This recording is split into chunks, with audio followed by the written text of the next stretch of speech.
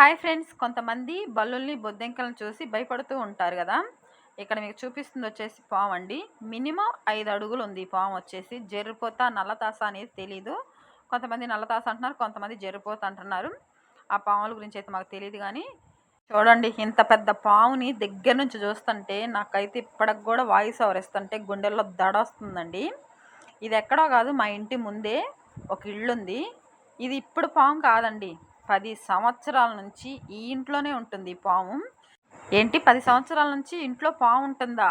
ఆ ఇంట్లో మనుషులు ఎవరు ఉండరమ్మా అని మీరు అనొచ్చు. ఖచ్చితంగా ఈ ఇంట్లో మనుషులు ఎవరు ఉండరండి. ఈ ఇల్లు కొని వాళ్ళు 10 సంవత్సరాలు 10 సంవత్సరాల నుంచి ఆ ఇల్లు అలాగే పాడు పెట్టారు. ఇలా పాములు నివసిస్తూ ఉంటాయి. మనుషులు ఉండాల్సిన ఇంట్లో పాములు ఉంటుంటాయి. సరే, ఈ పాము ఇప్పుడు బయటకు ఎందుకు వచ్చిందంటే ఇక్కడ మీకు కనిపిస్తుంది కదా ఉడత, ఆ ఉడత కోసం వచ్చింది. ఇది ఇప్పుడు మాకు కంటికి కనిపించటం, మేము ఇక్కడికి వచ్చిన కాడ నుంచి ఒక 10 సార్లనే కనిపించే ఉంటుంది. మేము చాలా సార్లు చెప్పాం వాళ్ళకి ఇట్లా పాము ఉంది అనేసి. కానీ వాళ్ళు మాత్రం ఏం చేస్తారు, కనిపిస్తే కొడతారు, కానీ కాని రాకుండా వాళ్ళు కూడా కొట్టలేరు కదా.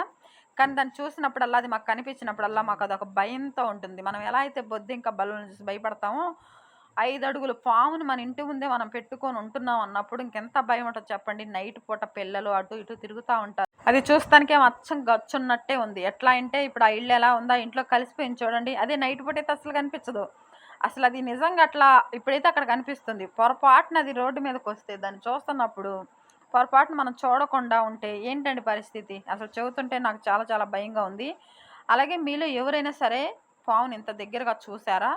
చూసుంటే కామెంట్ చేయండి. అలాగే ఈ పాము పేరేంటో కూడా కామెంట్ చేయండి.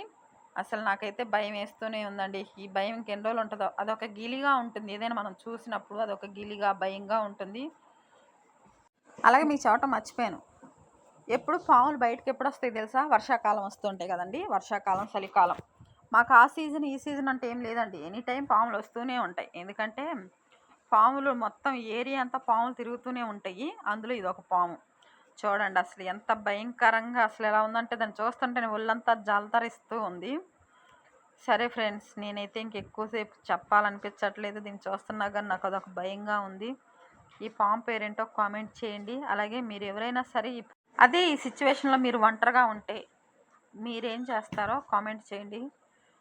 ఖచ్చితంగా ఏదైనా సలహా ఇవ్వండి. ఇలా పాములు ఇళ్ళ మధ్యలో తిరుగుతూ ఉన్నప్పుడు చాలా భయంగా ఉంటుంది కదా.